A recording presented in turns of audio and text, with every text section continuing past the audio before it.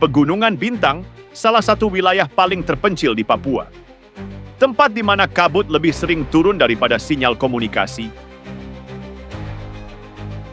Dan di tengah sunyinya pegunungan itu, nama satu orang menjadi momok selama bertahun-tahun, Lamek Alif Kitaplo, Panglima Kodab 15. Ngalum Kupel, tokoh paling dicari di perbatasan Papua Nugini, akhirnya dikonfirmasi tewas dalam operasi militer Indonesia pada 19 Oktober 2025. Komando Operasi Swasembada Papua, Satuan Elit Gabungan TNI di wilayah timur, melaporkan operasi dimulai pada pukul 4.30 dini hari. Sumber intelijen menyebut, kelompok Lamek tengah berpindah lokasi dari Kampung Oklip menuju distrik Kiwirok. Drone pengintai merekam pergerakan sekelompok pria bersenjata. Beberapa membawa senapan hasil rampasan, sisanya mengangkut logistik di atas punggung. Ketika pasukan TNI mendekat, kontak tembak tak bisa dihindari. Baku tembak berlangsung sekitar 45 menit. 3 anggota KKB tewas di lokasi.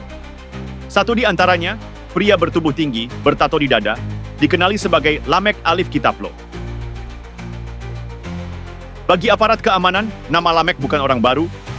Sejak 2020, dia menjadi salah satu figur utama KKB di wilayah Pegunungan Bintang. Kelompoknya dikenal brutal, menyerang pekerja proyek jalan Trans Papua, menyergap pos polisi, membakar puskesmas Kiwirok, bahkan menembaki pesawat sipil Smart Air yang hendak mendarat.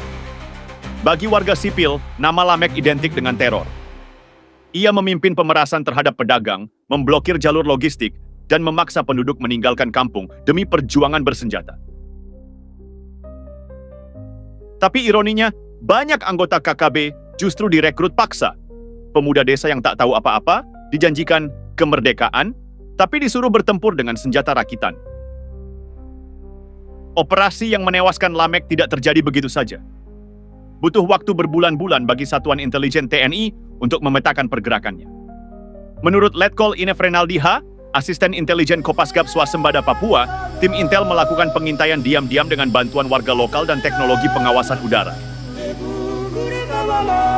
Tujuannya sederhana, mengakhiri rangkaian teror tanpa menimbulkan korban sipil.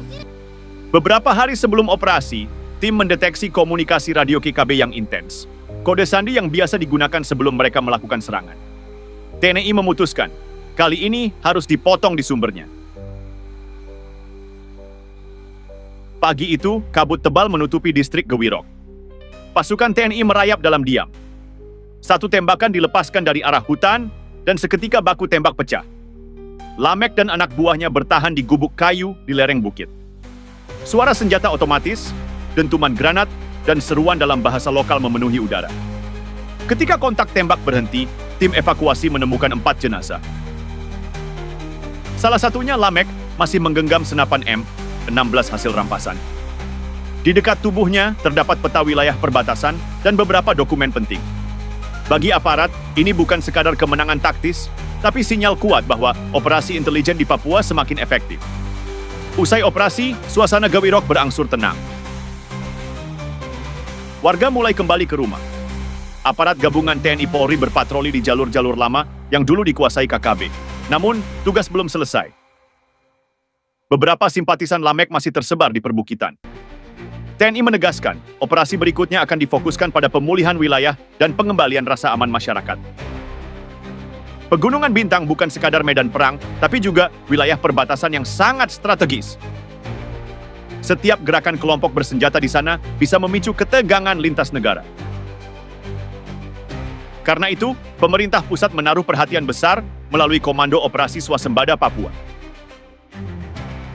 Operasi yang menggabungkan pendekatan militer, intelijen, dan sosial. Targetnya bukan hanya menumpas pemberontak, tapi juga membuka jalan bagi pembangunan dan diplomasi perbatasan. Kematian Lamek Kitaplo mungkin menutup satu bab, tapi bukan akhir dari cerita panjang Papua. Selalu ada jalan di antara senjata dan perdamaian. Dan disitulah Indonesia dihadapkan pada pilihan besar.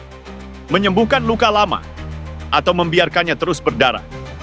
Papua tidak butuh lagi perang. Papua butuh keadilan, keamanan, dan masa depan. Perdamaian bukan berarti menyerah, tapi keberanian untuk berhenti saling melukai. Jangan lupa klik tombol subscribe, kasih like, dan tulis pendapat kalian di kolom komentar.